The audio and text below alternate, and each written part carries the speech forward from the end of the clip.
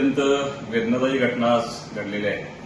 आवळे गावचे सुपुत्र उपसरपंच म्हणून ज्यांनी अत्यंत ताकदीने काम बघितलं होतं आणि प्रभारी सरपंच म्हणून जे आवळे गावचा कारभार बघत होते आणि शिवसेनेनं खूप मोठा निर्णय घेऊन आज ज्यांना महाराष्ट्रामध्ये पहिला तृतीयपंथी पंचायत समिती सदस्य म्हणून निवडून आणण्यामध्ये मोठं यश मिळवलं होतं. आपल्या आटपाडी तालुक्यातल्या विठलापूर पंचायत समिती गणाचे नवनिर्वाचित सदस्य माझे सहकारी मित्र आदरणीय दिलीप हेगडे साहेब यांचं दुर्दैवानं निधन झालं.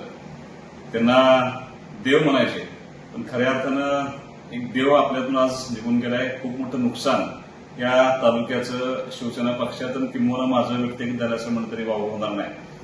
महाराष्ट्रामध्ये एक ऐतिहासिक घटना घडली होती.